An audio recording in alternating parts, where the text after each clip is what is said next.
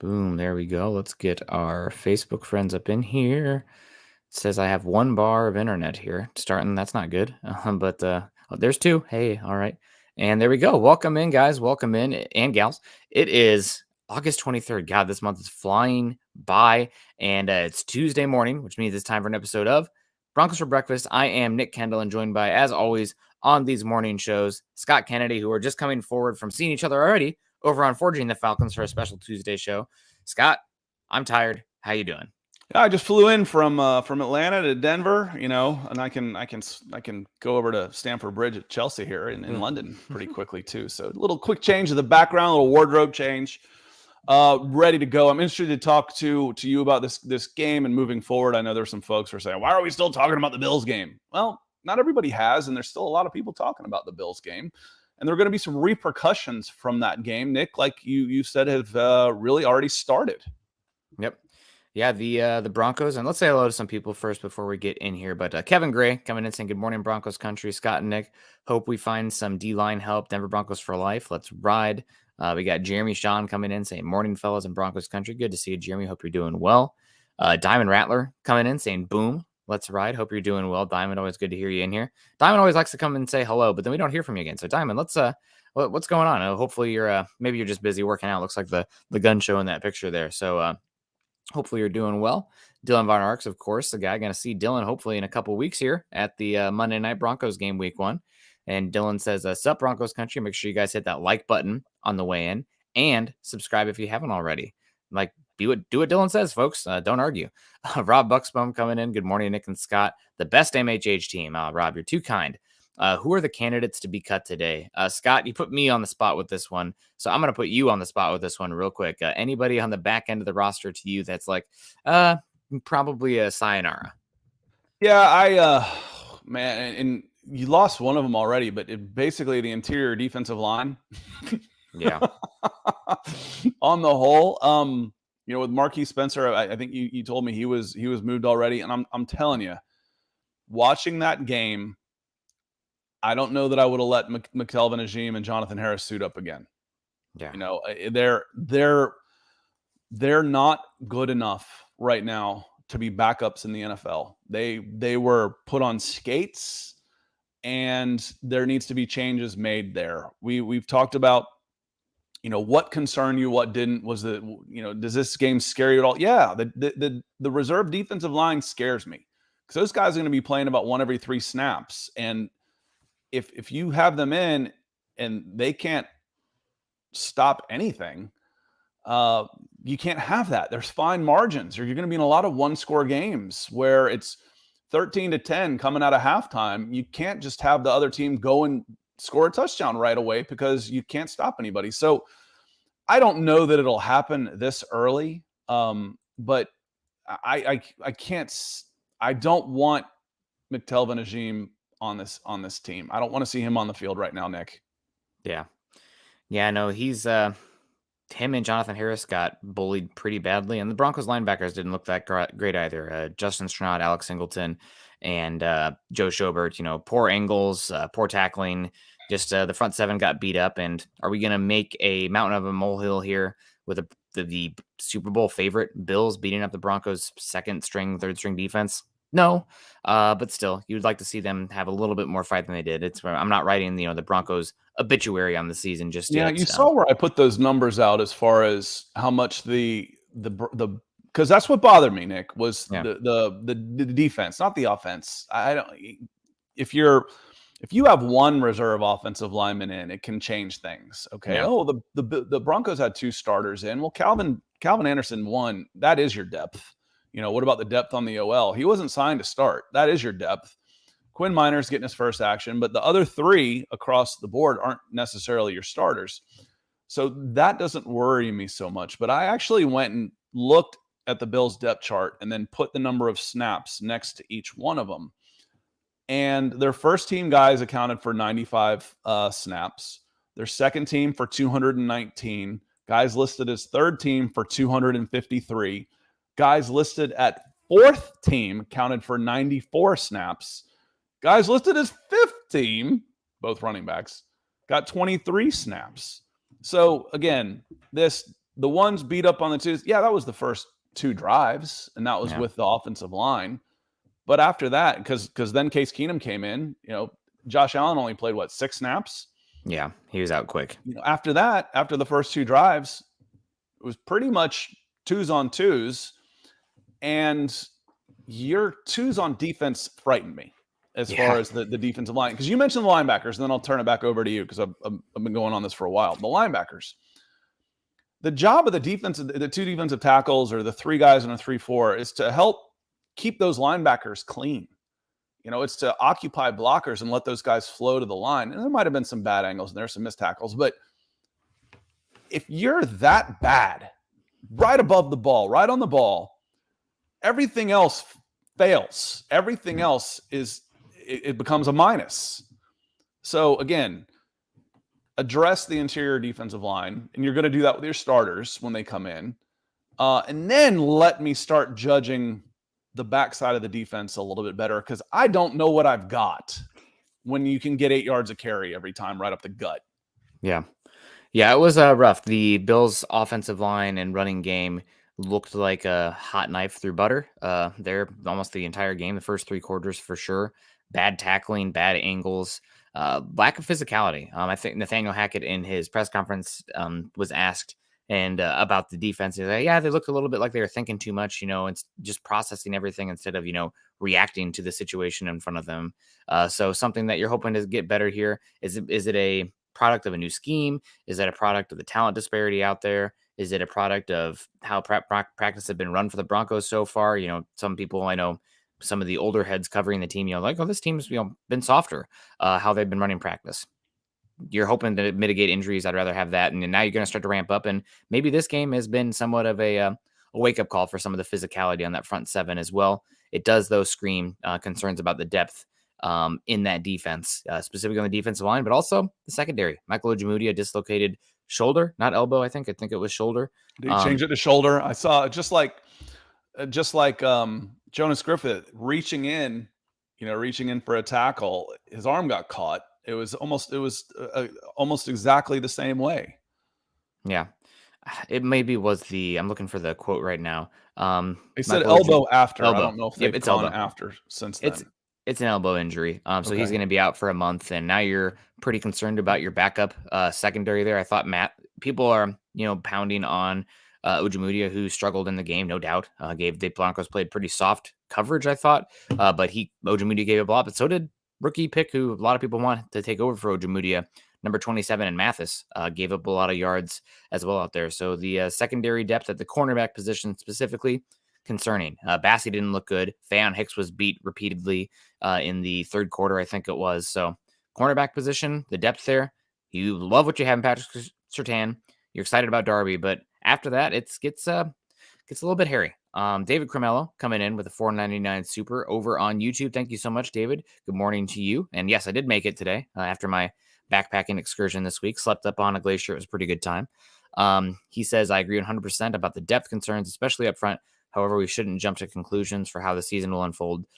Shouldn't we? Or should we? I think is the way to go there. But no, I mean, it's one game. It's the Broncos backups. It's the Bills starters. It's the Super Bowl favorite Bills running the scheme they've run for the last 3 or 4 years as well. So I'm not going to be too upset about it, especially this early on. It's going to take a little bit for this Broncos team to go on. That's the reason that a lot of us are pretty excited that the schedule early on has some winnable games in it. So that way, you can have the feeling out process. You don't have to be firing all cylinders. You're not going to Buffalo to play the Bills week 2 of the regular season. It's just week 2 of the preseason. So we're commenting on what we saw as far as a concern. Yeah, keep an eye on it going forward. It's new data points to base our perspective of this team on going forward. But it's far from the end all be all. No, and David, the question says, however, we shouldn't jump to conclusions on how the season will unfold. Right? Right. Absolutely. The conclusion I want to come to from watching this game is I need help on the second team defensive line. That's a conclusion I'm willing to make. Yeah. My conclusion is I don't trust McTelvin and Najim. I don't trust Jonathan Harris. Those are the conclusions I'm not necessarily ready to say for sure, but pretty darn close. If I'm George Paton out there, I am keeping a close eye out on available interior linemen. That's a conclusion I'm willing to make. My conclusion is I can't trust those guys when I need them to come in. For the rest of the season, no, there's a lot of, we haven't seen the offense. We haven't seen as we talk about positional value. I say there is no positional value for game changers. Well, you got 4 potential game changers that weren't out there. Randy Gregory, Bradley Chubb, Pat Surtain, and Justin Simmons. Those are all game changers in their own right. Those can mask a lot of issues. Josie Jewell will help get guys in the right spot. Well, you see him run up to the line of scrimmage and smack a defensive tackle on the hip to move them one way or the other to adjust what they see coming in to fill a gap. He wasn't out there. But the conclusion I'm willing to make is I would be looking for some help on the defensive line. Yeah. No, absolutely. And going back to Rob's question, I think it was some Broncos who might be cutting some of the cuts today. Donnie Lewis Jr. stands out to me. He was bad week 1. He only played 5 snaps in this game. And he was the very back end of the roster. I'm guessing he is probably on his way out. Linebacker Kene Mauga, another one they brought in a linebacker. He didn't really stand out. I thought it hurts me to say this because he's an Iowa Hawkeye, but Barrington Wade looked horrible out there. Talk about linebackers now not wrapping up, the lack of physicality. He's more of a safety linebacker hybrid type, but still he played and he struggled greatly. And then some of the backup offensive linemen, Michael Neese, Gutierrez also stuck out to me as not being very good. And I think maybe Darius Shepard stands out as well. And then just to get in a little bit of the news here, the Broncos brought in a running back today after waiving 2021 7th-round draft pick out of Mississippi State, Marquiss Spencer, in Devine Ozgibo from, I believe I'm pronouncing the name right there, from the University of Nebraska. Was at Jacksonville for a few years here, and he's a big back. He's like 6 foot 230 or something like that. So that makes me think that somebody who did not impress me in the game, Steve Scott, who is a similar build kind of back, 6'1", 225. I think that Scott might be on his way out, given they brought in a very similar body type player who's not accounting for they still have to get rid of 5 players after getting rid of Spencer. You would think that Marquiss Spencer has another shot with the practice squad, that we might not see the end of him in a Denver Broncos uniform, even if he's not on the 53. You talked about him a lot last year as super raw, and I'm not sure if he was coming off an injury, but I remember you mentioning him last year. He's a great practice squad type of player. And again, the trenches are a grown man position. It's not necessarily for the 20-year-old kids who graduated early.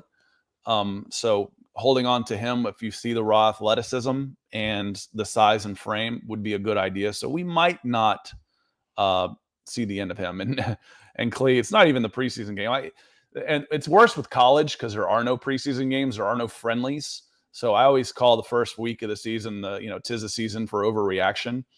It is. And I'm not overreacting again, that's how I started with David's question. I'm not coming to any conclusions about the season whatsoever, but I saw some things that concern me that I will talk about that will have an impact on the game itself. He couldn't run the ball. Okay.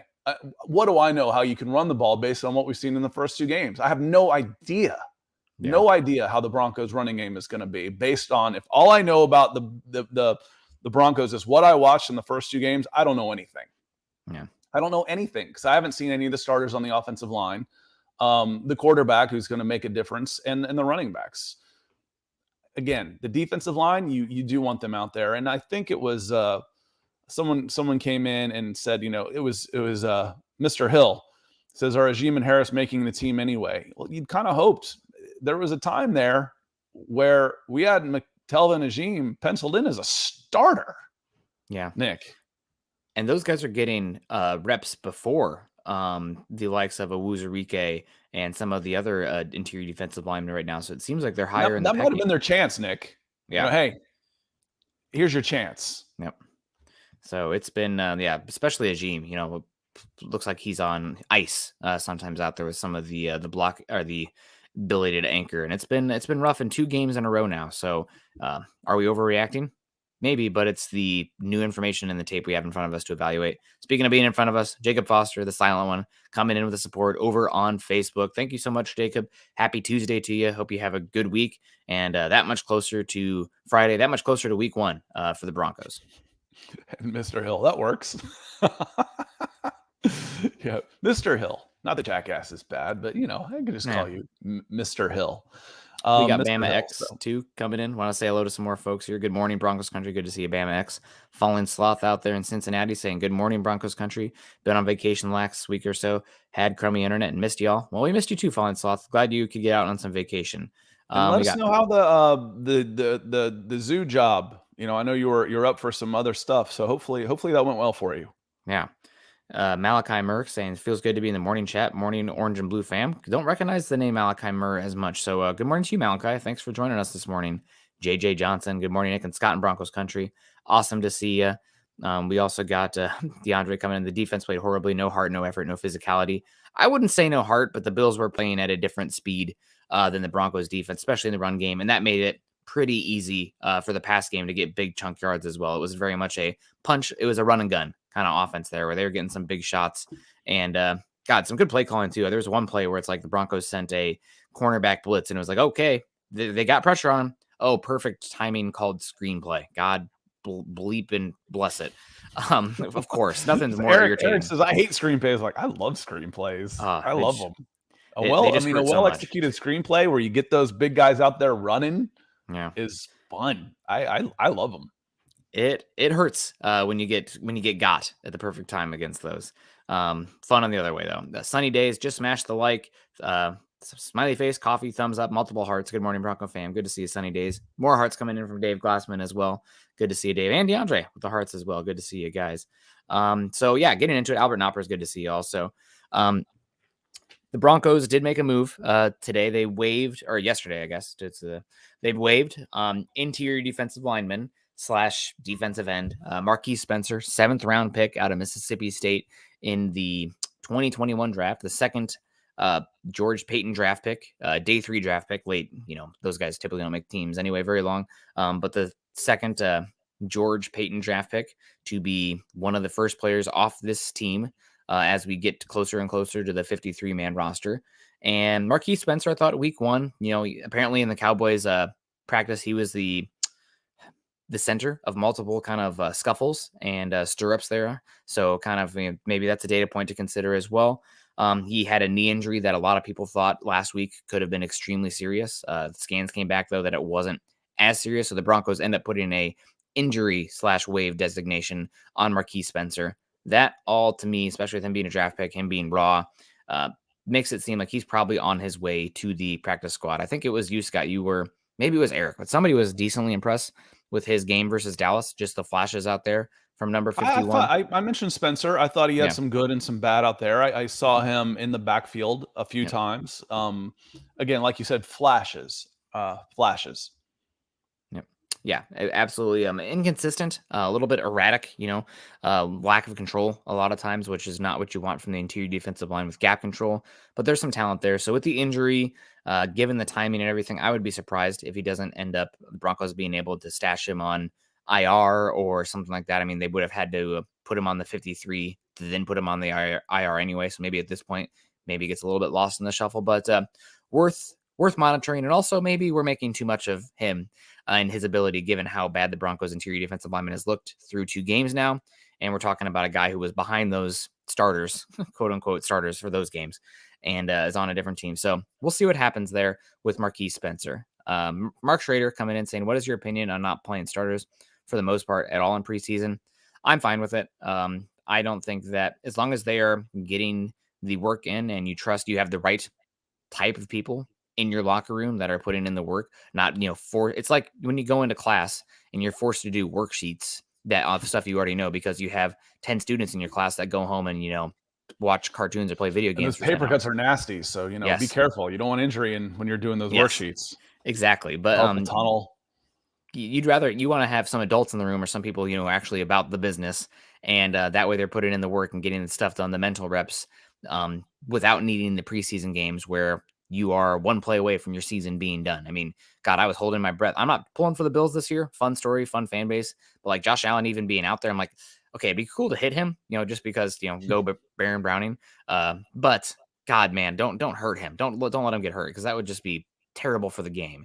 Yeah, it's bad. It's bad for the league. Watching, you enjoy we're all fans of football, and if we're not playing, we enjoy seeing some of the wow moments. It's why those big highlights get, multiple million of views. They don't have that many fans, but we all enjoy that type of stuff. Mark, thank you for the stars, huge support as always. Thank you so my much. opinion on playing the starters for the most part in all the preseason kind of depends. It's a case-by-case basis. If you're counting on a first or second year player, I don't mind them coming in and getting some live snaps. You see, mentioned Nick Benito coming in and the opposing quarterbacks using the cadence to draw them off sides was one of the things that Nathaniel Hackett mentioned in his press conference. He needs to see that, and you see some of that during the joint practices. The joint practices where things are being controlled or taking over what the preseason games used to be. The coaches like it because they can control the situations. Like, okay, we want to work on goal line. We want to work on the 2-minute drill. We want to work on these things that we might not see at all during the preseason. And we want to do it without guys who are about to be cut, putting our players at jeopardy because they're not necessarily good enough. I saw that last night. One of the New York Jets wide receivers gets wide open, beats his man, the ball's a little bit overthrown, and he has to elevate for it. And a safety comes in for the Falcons and undercuts him. And this guy's not going to be in the league in a couple of years. And the guy lands on his shoulder and his head, may have gotten a concussion. And, that's a risk you don't need to have. But if I've got a young player or a position switch, that type of thing with Baron Browning, yeah, I'd like to see them get some live reps for sure. But overall, at least they've knocked it down to 3. When I was a season ticket holder and they had 4 games, I was pretty pissed they charge you full price tickets for the preseason games. At least they've knocked it down to 3. Yeah. Yeah, maybe even be 2 in the future. But we'll see. Jeremy Shawn coming in saying it was ugly, but I get it, but people jumping off the ship after preseason game 2 is a bit ridiculous. I want to tell them you can jump off, but there is no re-entry. I think it was just frustration. Jeremy, I got news for you. There's going to be jumping on and off in games, like over the course of games, drive to drive, play to play, versus jumping off, after a preseason week 2 game. Broncos, guess what, guys? This might shock some people. Broncos are probably going to lose a game this year. And they're probably going to be a couple games where they look bad. The offense, doesn't get it going. They get thoroughly beaten in the trenches. This isn't a juggernaut roster right now. It's a team that has Super Bowl aspirations, dreams, but we have a lot of question marks right now. So I think the fact that so many people reacted to it is that there's a lot of hope and excitement in Denver again. But I would not expect, a 2013 Broncos team to show up here, a 2012 Broncos team. Out the gate. Now, if it does happen, that's great. But we need to see what it looks like first. And this was a game against class, going in there with a team that's knew what they were doing, new scheme, and they beat up on the Broncos in areas where they are weak and kind of showed some depth concerns. So we'll see how it goes. But the jumping on and off, I'm not going to keep you from jumping back on because I'm guessing it's going to be over the course of a game, play to play, drive to drive. Coming out of Halloween, you have three out of 4 road games in Eastern time zones. So if you're looking for games where, hey, we might not be hitting on all cylinders, at Tennessee on November 13th. Is that coming off of a bye? It is. At least Vegas at home, 27th at Carolina, at Baltimore. That's a lot of early games. Yeah. Selfishly, I'm happy because, these 8 o'clock, 9 o'clock games when I'm producing after the fact, dude, I want to be in bed at 10 watching a show and sleep by 11. I'll be happy.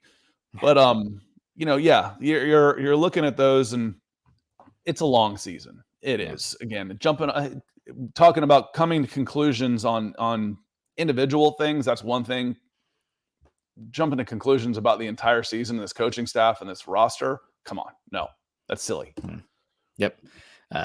We'll get more and more data as we go forward. And I think we might even get less data in this week 3 game or preseason game 3, because this is the one that's typically, very end of the roster guys. Isaiah's coming in. Broncos and Tennessee is central because they're in Nashville. Apologies. The time stamp does slice Tennessee right down the middle. Yep. Isaiah, Broncos D. Serona, love you guys. Good to see Isaiah. So we also got Chris Jenkins in the house. Morning, Broncos family, Nick and Scott. Good to see you. We also got Greg Smith coming in with his breakfast emojis coming in. Good morning, Broncos for breakfast with the skillet and the croissant. I'm hungry. I always do these before I've eaten. I have my coffee first, but it's okay. And we got Peter Middleton saying Broncos for breakfast. Clee, tongue in cheek, cancel the parade now. if you already are planning a parade, then you are a more jovial, optimistic person than myself. I am very much a wait and see. Maybe it's Scott and I kind of. I've We can definitely have a had parade. It just might not be a Super Bowl winning parade. But I'm up for a parade. We can have a parade. 100%. Speaking of parades, $5 coming in from Elliot D. This will help get us to a Mile High Huddle parade. Thank you so much. He says, "Good morning to my favorite podcast for the Broncos news." Wow, that's awesome. Thank you so much, Elliot. He says, "Love listening from Page, Arizona. Keep up the great work." Well, Elliot, we'll do it for you. Before we were kind of questioning, like, should we dial it in? Nope, Elliot's here. He depends on us. So we appreciate you, Elliot. Thank you so much for the support. We appreciate you a lot. Mac Dog saying, "What's up? It's preseason." Yeah, it's preseason, but it is data to go on. And Mac, shouldn't you be in school, or is it before school? We said, Mac is coming. He's a 13-year-old Bronco fan, and makes me nervous. Mac has jumped in with a couple supers, and like Chad said, make sure you got permission on that. I don't want to hear from any angry parents. Yeah, no, my Venmo though is no, I'm just kidding. Bama X coming in. I'm saying I think we make the playoffs this year as a wild card with this roster where it's is where it stands now. I don't think we get any further than that. And you've heard me say it on here multiple times. If you have a great quarterback, you just got to get in. And if you get in and you get hot, that's the single elimination tournament. Now, typically the better teams win. The less fluky results than you see like in college basketball. That kind of like if you're in, anything can happen. Football, a lot of times talent overcomes. It's the reason that the same teams are in the college football championship every year. But Denver, Cincinnati was not the best team in the AFC last year. They weren't. But I'll tell you what, though, the difference, though, you say the quarterback, and what you look at that, it's like most of the teams had good quarterbacks. Okay. Yep. What I need also is I need a difference maker on defense. Okay. So I watched the Bills and the Chiefs, and the winner of that was ended up being based on a coin flip because nobody could stop anybody. Yeah. The defenses were gassed. They didn't have that guy where the Bengals had the defense. The difference between those three teams was the rush, the edge rushers, and being able to. The difference in the Super Bowl guy, the team that won the Super Bowl was, I got Aaron Donald that can get a push in there. So if I've got some pretty good depth, if Randy Gregory becomes the edge that we think he become, and he's flashed all this potential, if Bradley Chubb can stay healthy, you're not going to be a new edge come playoff time with all I can think of is Barrington Edwards now as a running back at Maryland. It was Bradley 56. Baron Browning. Thank you. Yeah. God, Barrington Edwards is old. He's probably 40-something years old as a running back anyway, it doesn't matter. Then you've got a differentiator against the really good quarterbacks that you should see in the playoffs. Yep. Yeah, I agree with you. I just think if you get in the playoffs, maybe you're not going to be favorited. But this is a team that if you get in, you have a puncher's chance. And last year, I would take the Chiefs over the Bengals. Even though the Bengals beat them twice, I think that still the Chiefs are a better team. Bills, I think, would have beaten them. Who knows how it plays out? The Bengals get credit for winning those games, but Broncos get in this year. Why couldn't they be the Bengals, where they have one home playoff game and then they go in and win a couple more? That's something that is certainly possible, I think, for this. Or did they have two home playoff games? Regardless. My point is I like having the quarterback and you need to be able to rushers. Counterpunch as well. I like having them both. You put either one of those guys, you put one good edge rusher on either Chiefs or Bills, that game doesn't go to overtime. That game's decided in regulation, so it's again, like you said, I think you need the quarterback to get there. And after that, then there's, everybody's got the quarterback at that point. When everybody's special, no one is. Yeah. You just hope that yours is a little bit more special in that one game, which can be like that sometimes. John Sandoval coming in saying, my only concern is the depth on the offensive line. The depth on the offensive line being a concern is a different kind of concern than the depth on the defensive line. The depth on the offensive line is a concern because injuries do happen, and you're going to eventually see some guys like that, but it's not a guarantee. It's not a guarantee this year that we're going to see the backup left tackle for a lot of games because, knock on wood, hopefully Garrett Bowles is healthy, and you have your offensive lineman playing 100% of the available snaps. Defensive line, you're going to see depth. Like Chris Jones last year, I think, played less than or around 60% of the snaps, and he's one of the top 3 interior defensive linemen in football. It's a heavily rotated position. So the Broncos offensive line depth is a concern because Obviously not out there destroying it, but you're not guaranteed that you're going to have to dip into the offensive line specifically on any one of the guys. You're going to be dipping into your fourth, fifth defensive lineman every single game, every week. And if it's an injury, it's going to be bumped up even more. So it's a different kind of concern. And when you're seeing your second string defensive line get obliterated in the run game against a team that struggled to run the ball last year, you should have some concerns about those guys. And I'm actually not worried about the depth on the defensive line, other than on the offensive line. I'm sorry, John, because we're seeing the depth. Calvin Anderson is that depth. Is Billy Turner supposed to be the starter? We should see him this week. May get a few snaps. I don't know if we'll see him in the preseason, but you're counting on him being the starter. So Calvin Anderson is a serviceable depth player. Graham Glasgow is a good depth piece. Yep. My concern on the offensive line is, are your starters good enough? Yeah. So is Lloyd Cushenberry going to be good enough at center? Is Dalton Reisner, is the scheme fit going to elevate his game where he's good enough? That's more of my concern. So otherwise, as far as the depth goes, my biggest concern, again, I'll echo what Nick just said, and we've said already on here. My biggest concern for depth is the DL, is the interior defensive line. Feel pretty good about the stars. We haven't seen them. We saw a little bit of Deshaun Williams. We haven't seen Draymond. We haven't seen DJ, which should help, a lot. But again, they're playing at most 3 out of 5 snaps. So there's going to be some heavy rotation in there. Need a little more depth on the DL. That was the conclusion I jumped to after the Bills game. Depth on the DL and depth at cornerback. Probably the biggest questions coming out of this game. But I do want to talk some positivity coming in. First, let's say a few more people. D Bronco 20 morning. Go Broncos. Go D Bronco 20. It's good to see you. Luke Wright's in the house. Good morning, Nick and Scott. Good to see you. T Martin saying, whenever you're evaluating players and have second and third stringers playing against starters, it's going to look like it did. Yep, early on, but the Bills didn't just once they went into 2 series. And it was only Bills, one with the quarterback. Yep.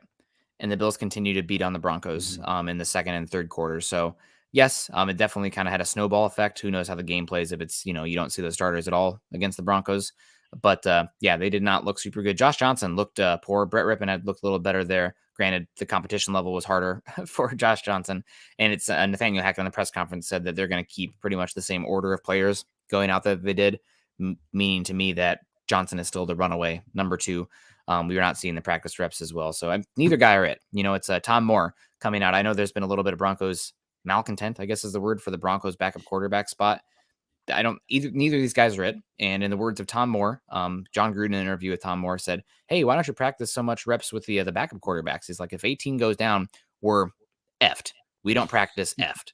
And that's essentially what it is with the Broncos if Russell Wilson goes down. So I'm not going to worry too much about that.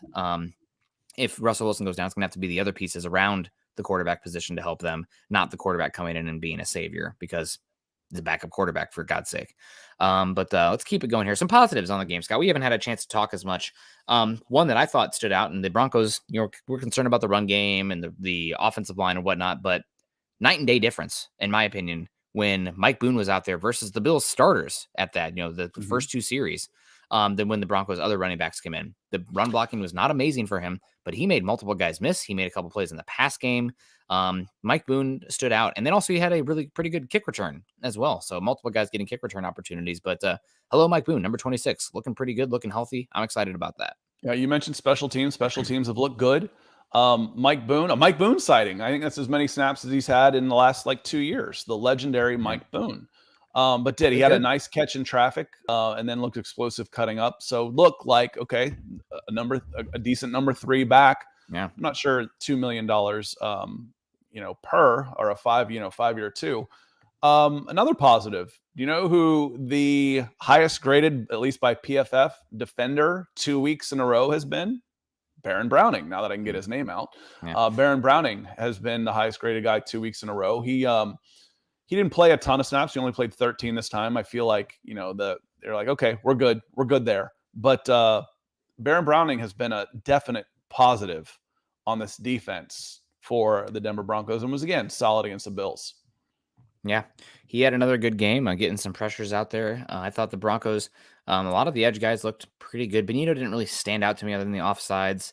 I thought Ozgibo. I can't remember his name. Didn't make a big impression on me, but Aaron Patrick, I thought, had some good plays as well and continues to be a special team standout. So keep an eye on Aaron Patrick when he makes the roster, being like, you what they picked this guy over Jonathan Cooper or something. Special teams really matters for that. Want to say hello to Michael Ronquillo also coming in. Good morning, Nick and Scott. For Broncos for breakfast. Let's go Broncos. Good to see you. The other guy I wanted to highlight here that really stood out for me in multiple phases was one of the picks that, again, I was harsh on when it happened, but God, he's looking to be actually a pretty darn good player. Montreal Washington, making plays in the gadget kind of game, making plays in the return game.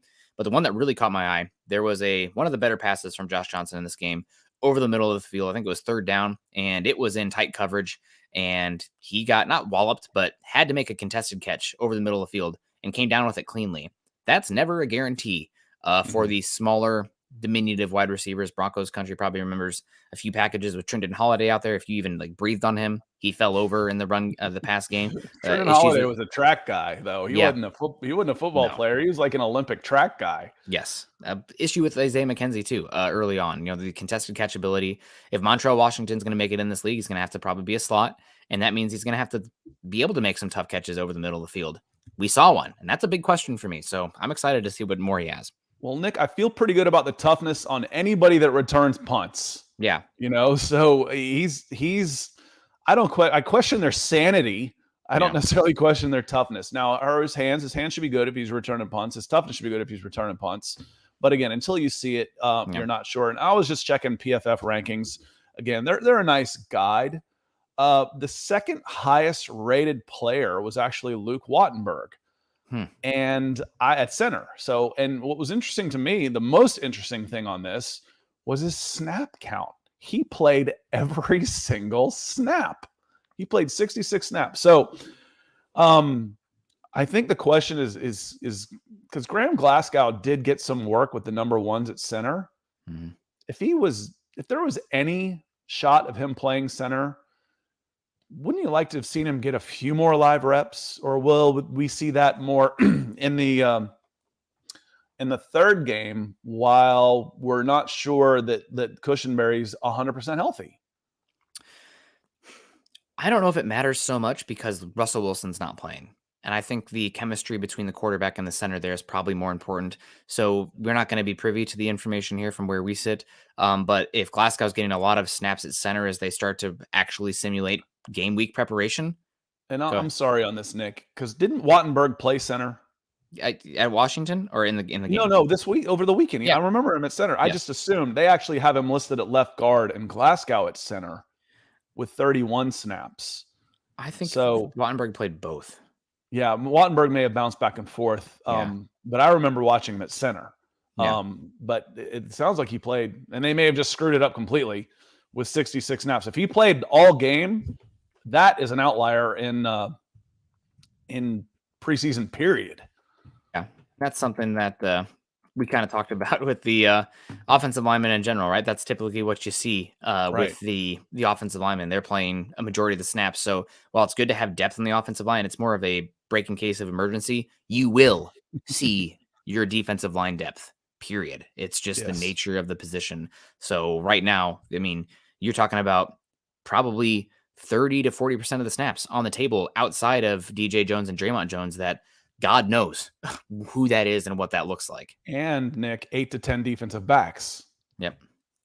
So when we talk about you can never have enough defensive backs. When we talk about draft, where do you go? You can never, if you can get a talented defensive back, you take one. Defensive line isn't quite the numbers, especially but you need 6. You don't need 10, but in a 3-4, you're going to need 6 out there that are going to be active on your was it 45-man active roster? Is that how it goes? I think so. Yeah. Yeah. No. So it's for game days. On game days, not 53 active roster, 45 on game days. Yep. 100%. So we'll see. But yeah, I think I'm going to be honest with you. My watching of the game, I did not tune in so hard on the offensive line to write down which every single player played every single snap, other than I saw Gutierrez. I watched Calvin Anderson early is what I was watching. And I thought he, despite getting some knocks as far as, his play, I thought he was serviceable. I didn't think he was a sieve at right tackle, especially in pass pro. I thought he was he was good enough that your excellent quarterback play and running backs, your starters in the other positions should still have time and space to make plays. Yep. And it was more so the other side of the line of scrimmage. The left tackle, I think it was Quinn Bailey, who was getting beat pretty hard. AJ Epinesa, 2 Shaq weeks in a Lawson, row. 2 weeks in a row. Yeah. Not very good out there, but yeah, hopefully we don't see him this year. Chris Jenkins, Joe Sherbert better pick things up quickly. Yeah, he looked a little rusty in this game, but he'll probably play a lot of the next week's games as well. But he'll pick it up. I'm not super worried about him. Josie Jewell was taken to the podium yesterday talking about being a vet and bringing things up to speed. It's going to take a little bit of time, but I'm not super duper worried about Joe Sherbert, especially we're talking week 1 here, starting to look ahead. But I think we already have Rashad Penny has an injury for the Seahawks, and also Kenneth Walker, I think, might have a hernia as well. So the Seahawks running game already looking like they might not have much of teeth going into that game. I don't want to totally disrespect an opponent because week 1, things are going to be wacky, new team for the Broncos. But maybe, especially week 1 against the Seahawks, week 2 against the Texans, maybe it's a couple good weeks for your front seven to kind of get things going and start to work on their angles, timing, and physicality. Yeah, and 2 days in for Schobert after not playing, working out with your trainer is not the same as football speed. So again, I think he will pick things up quickly. And if you see him in the preseason week 3, the interior line play is better ahead of him. You'll see him be better, but you'll see him be better regardless. So it's a good comment, Chris. Yeah. And John, sorry, stepped on. So John says, "How did our run game look in practice with our starters?" That's what's tough to tell because the running backs, you're really not allowed to go to ground. The linebackers and running backs don't get what you would consider live action until the preseason games. It's not the same as the other places. So it is a little bit tougher to tell. You would say the run game has looked okay. It's looked fine, but you can't tell because they're not going to ground. They're not fully tackles. And what a defender would call a tackle and a stop, the offensive player would say, well, I broke it and scored. So you're not going to know until a couple games into the season. Yeah. The only real information we have to go on the run game is the joint practice against the Cowboys. And apparently the Broncos offensive line and Javonte Williams specifically looked pretty good. So again, one joint practice. What are we making of it? But we'll see how it plays. Gary Leeds Palmer saying, good morning, Nick and Scott, Broncos country. Let's ride. Good to see you, Gary. Hope you're doing well. Thank you so much for the stars and happy Tuesday to you. Dr. Van Nordstand saying Baltimore has a solid backup quarterback. Yeah, they do. Some teams do. And if the Broncos had a better one, that'd be great. But they don't, and they're not going to find one at this point. So, if number 3 goes down, so does the ship. Don't hit an iceberg. Jeremy coming in. Jalen Virgil also looked good again. And yeah, I thought Jalen Virgil looked good. But the guy that was most notable to me of the Broncos wide receivers, Kendall Hinton had a couple almost catches and whatnot, but Brandon Johnson, the usage of him out there getting some of the, I guess, quote unquote, first team reps. But he was really seeming to me in that Tim Patrick mold. And there was a few plays where he's lined up kind of in slot on the strong side of the line and squaring up with the safety and taking that safety or defensive back for a ride or blocking a linebacker. So Brandon Johnson answering the call again, didn't have the standout game as far as the receiving production, but looking like his role is, I would say right now, he's the guy most likely to make that final wide receiver spot, assuming Kendall Hinton also makes it, rather than Jalen Virgil. Yeah, and then who was a practice squad candidate? Is Seth Williams, you able to keep him around for another year? But yeah, I agree with you.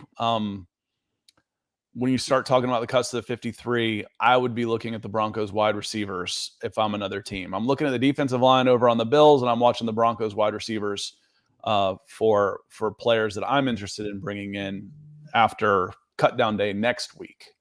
Yeah, absolutely. Todd Smith with the Starry Night picture coming in saying, good morning, Broncos country. Good to see you, Todd. We appreciate you coming in. And this is one also, this Broncos aren't playing starters, blah, blah, blah, except guys who needs reps. Albert Okwuegbunam played a lot of snaps in this game. A lot of snaps. And the last game too. Yeah. And it looks like he needs them. The blocking is still an issue for him. I don't remember any specific play like last week where he was just beat across his face in this game, but there's a few where not really hanging onto his guy or driving him. A couple issues with the angles. We had Nathaniel Hackett talk about it as well. The running game, a lot of the guys, whether they're going the wrong direction or not understanding where they need to be to create the specific lanes. So again, it's a backup offensive line, but the tight ends are part of that as well. And I thought all of the tight ends in this game kind of struggled a bit on the edge as far as blocking goes. And that includes your two blocking tight ends specifically in the likes of Eric Saubert, who had a good touchdown catch, and Eric Tomlinson. So definitely worth noting here. And Albert Okwuegbunam getting a lot of snaps. I got a question for you on this one, Scott. If Greg Dulcich was healthy, would Albert Okwuegbunam be making this team? Yes. You think so? Okay. I think so. I think so. Is Alberto getting played so much? Again, we mentioned how much that Jonathan Harris and McTelvin Najim played early. It's like, this might be, we're going to throw you in the deep end. This is your chance. This is a tryout period. This is an evaluation period. We want to evaluate you. We haven't made a decision on you yet. It's almost a little scary if you're playing a lot. We haven't quite made a decision. Show us what you've got. Not necessarily okay, you're learning a new position, Baron. Go out there and get some experience. This is is Alberto is he on the hot seat? I don't think he's on the hot seat. He's definitely on the hot seat for playing time, though. I think he'll make the team.